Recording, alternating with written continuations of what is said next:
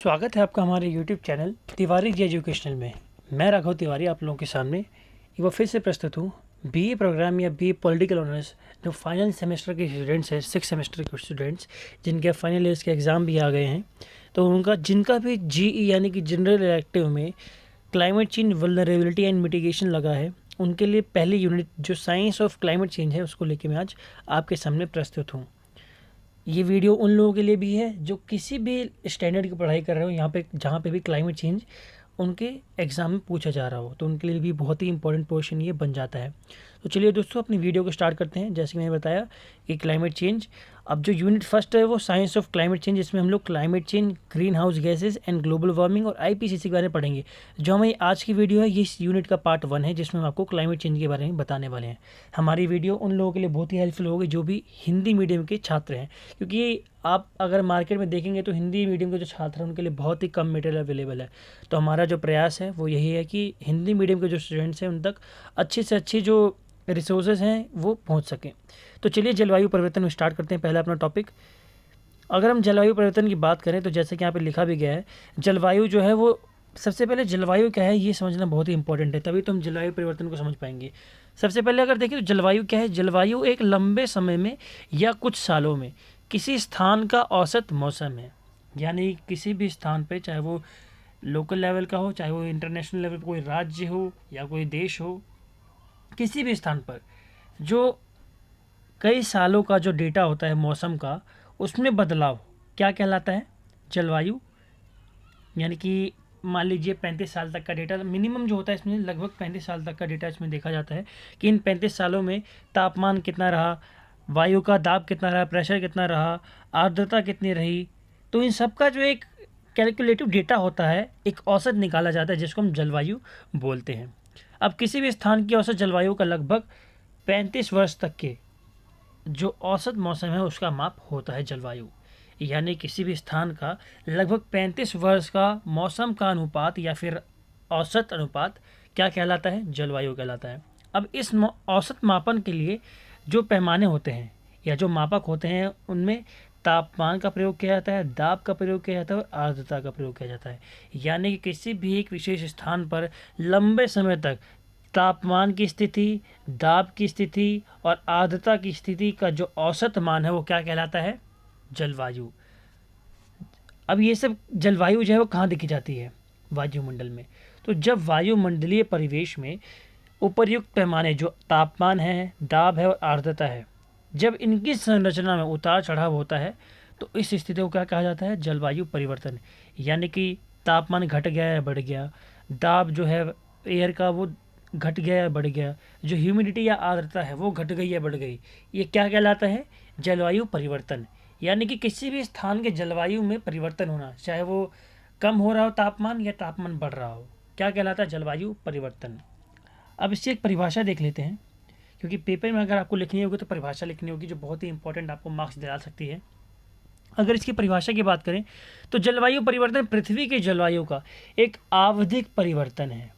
यानी कि टाइमिंग, जो आवधिक परिवर्तन, किसी अवधि में परिवर्तन नापा गया है जो पृथ्वी के वातावरण में परिवर्तन के साथ साथ वायुमंडल और पृथ्वी के भीतर विभिन्न अन्य भूवैज्ञानिक, रासायनिक, जैविक और भौगोलिक कारकों के बीच परस्पर क्रिया के कारण उत्पन्न होता है। यानी क्या जलवायु परिवर्तन क्या है? जलवायु परिवर्तन जो है वो पृथ्वी की जलवायु का, जो पृथ्वी है उस पर जो जलवायु जो है उसमें एक आवधिक परिवर्तन है, जिसमें क्या क्या नापा जाता है? वातावरण में तो परिवर्तन नापा ही जाता है, साथ में जो वायुमंडल है और पृथ्वी के जो भीतर विभिन्न भूवैज्ञानिक क्रियाएं, रासायनिक, जैविक और भौगोलिक कारकों से जो पृथ्वी पर इफेक्ट पड़ रहा है वही है जलवायु परिवर्तन। अब जब जलवायु परिवर्तन हो रहा है तो मैंने जैसे पहले बताया कि जलवायु परिवर्तन कैसे हो रहा है, किसी स्थान का तापमान बहुत ज़्यादा गिर जा रहा है तो किसी का बहुत ज़्यादा बढ़ जा रहा है। आजकल जो वैश्विक ताप वृद्धि है, ग्लोबल वार्मिंग, वो कई देशों में देखी जा रही है। तेज़ी से जो हमारा तापमान है, पृथ्वी का औसत तापमान, वो लगातार बढ़ रहा है। साल दर साल, हर साल हम देख रहे हैं कि हर साल गर्मी जो है वो इलाकों में बढ़ती जा रही है। अब हम इसके कारकों को समझते हैं कि जलवायु परिवर्तन जो हो रहा है ये किन कारणों की वजह से, किन कारकों की वजह से हो रहा है। तो जलवायु परिवर्तन एक ऐसी प्रक्रिया है जो प्राकृतिक तथा मानवीय प्रक्रियाओं दोनों से ही प्रभावित होती है।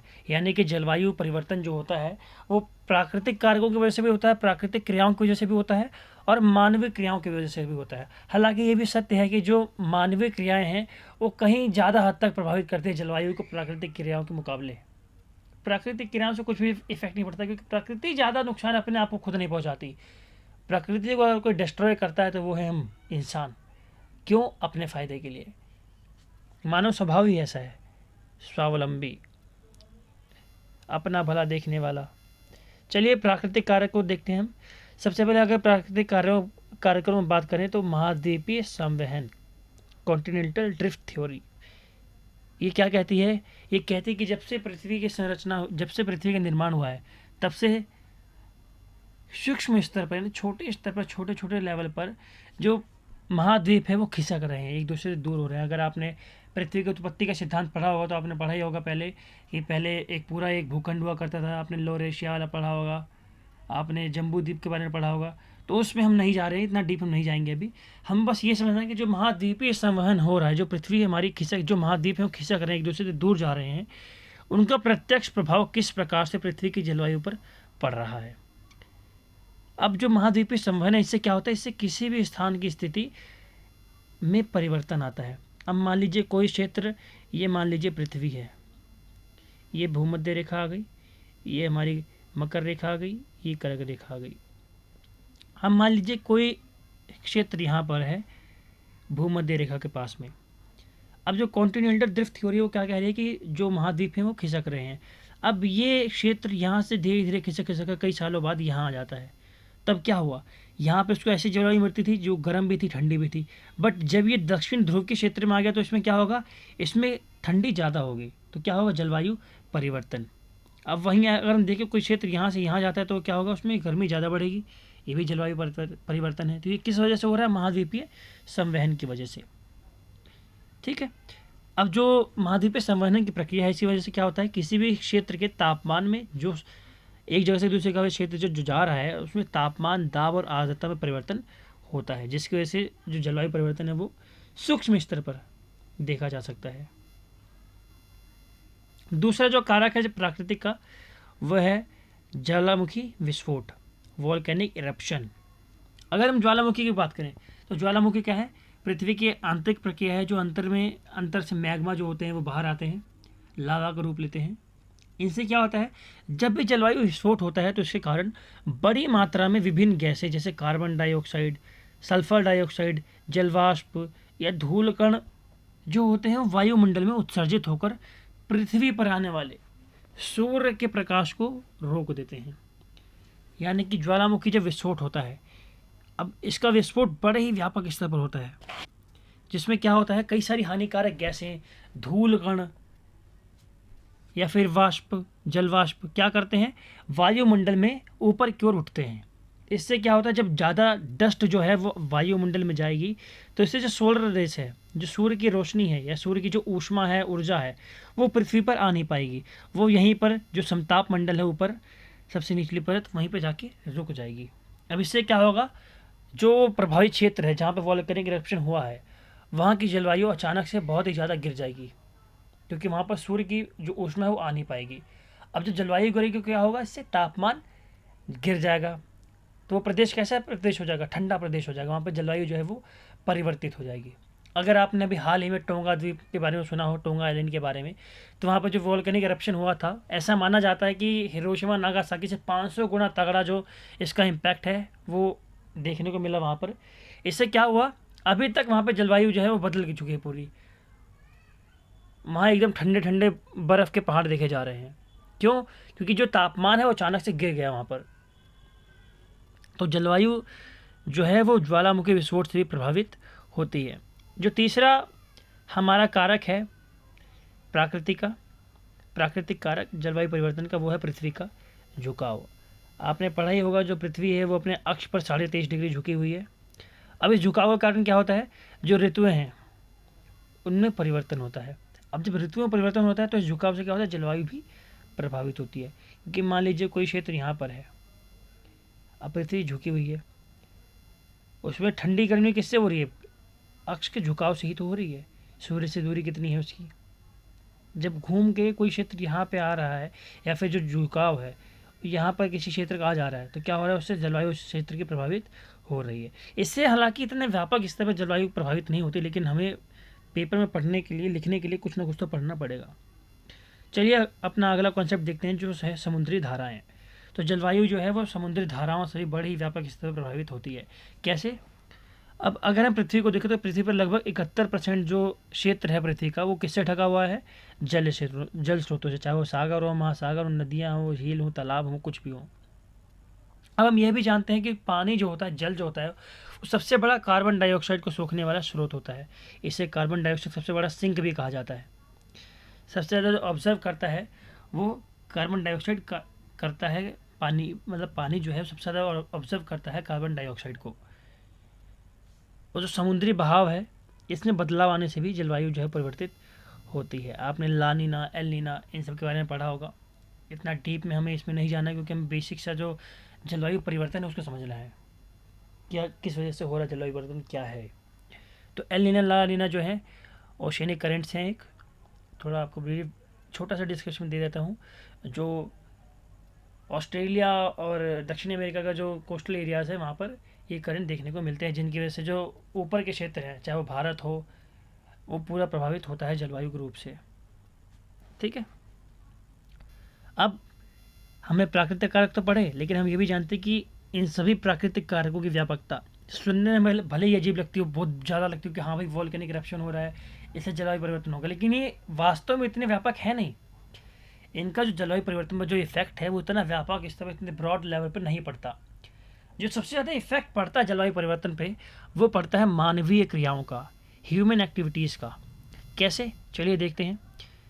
तो अब मानवीय कारकों में सबसे पहला जो है हमारा, वो है ग्रीन हाउस प्रभाव, ग्रीन हाउस इफेक्ट। अब ग्रीन हाउस इफेक्ट क्या है, ये हमें एक दूसरी वीडियो भी आएगी हमारी, जो सेकंड वीडियो आएगी पार्ट 2 इसका, उसमें हम ग्रीन हाउस इफेक्ट अच्छे से पूरी डिटेल में पढ़ेंगे। लेकिन यहाँ हमें क्या देखना है, यहाँ छोटे से लेवल पर हमें ग्रीन हाउस का समझना है कि जलवायु परिवर्तन उसका क्या प्रभाव है। सबसे पहले अगर हम देखें मानवीय कारकों में जिस गतिविधि का जलवायु परिवर्तन सबसे अधिक योगदान है, वो कौन सी गति है? वो है ग्रीन हाउस गैसों का उत्सर्जन, emission of green house gases. अब ये ग्रीन हाउस गैसों का उत्सर्जन कौन कर रहा है? मानव। अब ग्रीन हाउस अगर प्रभाव की बात करें कि प्रभाव क्या है, ग्रीन हाउस प्रभाव क्या है, तो ग्रीन हाउस प्रभाव जो है वो एक ऐसा प्रभाव है जो तब उत्पन्न होता है जब एक प्राकृतिक प्रक्रिया के परिणाम स्वरूप सूर्य से आने वाली ऊर्जा पृथ्वी से अंतरिक्ष में वापस नहीं जा पाती। यानी कि जो सोलर रेडिएशंस हैं वो आ रही हैं, पृथ्वी की तरफ आ रही हैं। अब कुछ चीज़ें ऐसी हैं जो उसको ऑब्जर्व कर लेंगी, वेटलैंड्स हो गए, ये सब क्या करते हैं, इसको ऑब्जर्व कर लेते हैं। बट कुछ चीज़ें ऐसी होंगी जिनसे ये रिफ्लेक्ट होके वापस जाएगी। मान लीजिए यहाँ पे कंक्रीट का घर है, अब मिट्टी होगी तो ऑब्जर्व कर लेगी, लेकिन कोई कंक्रीट की बिल्डिंग है, अब बिल्डिंग से क्या होगा, बिल्डिंग तो ऑब्जर्व कर नहीं पाएगी, तो बिल्डिंग से क्या होगा, रिफ्लेक्शन, जो सोलर रेडिएशन है वापस रिफ्लेक्ट करेगी। अब जब वापस रिफ्लेक्ट करेगी तो अंतरिक्ष में ही एक ग्रीन हाउस इफेक्ट होता है। अब ये ग्रीन हाउस इफेक्ट क्या है, इस इफेक्ट की वजह से जो सोलर रेडिएशंस या फिर जो गैसेस हैं, ग्रीन हाउस गैसेस, वो क्या करती हैं, इनको ट्रैप कर लेती हैं यहाँ पर। ठीक है, ये कुछ जो रेडिएशन होती है वो चली जाती है, लेकिन ज़्यादातर, अधिकतर जो रेडिएशंस होती है, सोलर रेडिएशंस या फिर सोलर किरणें जो होती हैं, उनको ये ऑब्जर्व कर लेती है। ग्रीन हाउस गैसेज जैसे carbon dioxide, methane, sulphur dioxide, chlorofluorocarbon, ozone, ये सब ऐसी गैसेज हैं जो क्या कर रही हैं, पृथ्वी पर तापमान को बढ़ा रही हैं। और हाँ, ये भी बहुत ही इम्पोर्टेंट चीज़ है कि अगर पृथ्वी में गर्मी है तो किसकी वजह से है, वो ग्रीन हाउस इफेक्ट की वजह से। अगर ग्रीन हाउस इफेक्ट ना हो तो पृथ्वी का तापमान 70 डिग्री औसत होगा। ठीक है, तो आप समझ सकते हैं इसकी इम्पोर्टेंस क्या है। चलिए आगे बढ़ते हैं थोड़ा हम। अब बात करते हैं दूसरे कॉज की। मैनमेड कॉज में जो दूसरा है वो है शहरीकरण। शहरीकरण क्या है? अब मानव ने क्या किया, अपने फ़ायदे के लिए शहरों का विकास किया, औद्योगिकरण किया। अब इस शहरीकरण और औद्योगिकरण से क्या हुआ, प्रदूषण जन्म हुआ, प्रदूषण का। कैसे? शहरीकरण के और औद्योगिकरण के कारण वायु प्रदूषण, जल प्रदूषण, मृदा प्रदूषण, ध्वनि प्रदूषण, ये सभी प्रदूषण जो है वो उत्सर्जित हुए या जन्म हुआ इनका। अब जो मानव के जीवन शैली में जो परिवर्तन हुआ, पहले मानव क्या था, जंगलों में रहता था, आदिम जीवन जीता था, लेकिन धीरे धीरे क्या हुआ, आधुनिकता ने मानव को अपनी चपेट में घसीटना चालू किया। और जब मानव आधुनिक होता गया तो उसकी आवश्यकताएं भी बढ़ती गई। अब जब आवश्यकताएं बढ़ी तो जीवन शैली में उसके परिवर्तन आने लगा, और इन्हीं जीवन शैली परिवर्तन के कारण मानव ने क्या किया, कई हानिकारक गैसों को उत्सर्जित किया अपने फायदे के लिए। उद्योगों से क्या हो रहा है, हानिकारक गैसें उत्सर्जित हो रही हैं। शहरीकरण से क्या हो रहा है, तापमान बढ़ रहा है। हम लोग क्या कर रहे हैं, मृदा को कम कर रहे हैं। अब आप लोग अगर शहरों में रहते हैं, आप लोग अगर ग्रामीण क्षेत्र में रहते हैं तो बहुत सही है, वहाँ पर आप देखेंगे कि आपको चारों तरफ हरियाली दिखेगी, मिट्टी दिखेगी। लेकिन अब क्या है, शहरों में आपको मुश्किल से सिर्फ पार्कों में ही दिखेगी मिट्टी, और कहीं आपको मिट्टी वाला इलाका दिखेगा ही नहीं, है ना। चलिए अगला जो मेन बहुत ही इंपॉर्टेंट कॉज है वो है वनों की कटाई। आजकल घरों घरों में 10-10 20 अलमारियाँ हैं भैया। अलमारियाँ किसकी बनती हैं, लकड़ी की। टेबल, मेज, कुर्सी, ये सब किसकी बनती हैं, लकड़ी की। ईंधन प्रयोग किया जाता है इसका। तो वनों की कटाई से क्या हो रहा है, अब वन क्या है, अगर हम पेड़ों की बात करें तो पेड़ बेसिक सा कॉन्सेप्ट है साइंस में कि पेड़ क्या करते हैं, ऑक्सीजन छोड़ते हैं और कार्बन डाइऑक्साइड ग्रहण करते हैं, ठीक है। और कार्बन डाइऑक्साइड एक गर्म गैस है, आपने पढ़ा ही होगा ज्योग्राफी में कि कार्बन डाइऑक्साइड क्या है, एक गर्म गैस है। जब पेड़ नहीं होंगे, सिंपल सा कॉन्सेप्ट है कि अगर पेड़ नहीं होंगे तो कार्बन डाइऑक्साइड कौन ऑब्जर्व करेगा।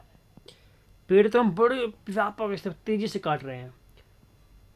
अब इतने ब्रॉडर लेवल पर जब हम पेड़ को काट रहे हैं तो कार्बन डाइऑक्साइड क्या कर रही है, हवा में थोड़ी उड़ जा रही है, ये आसमान में तो जा नहीं रही कार्बन डाइऑक्साइड।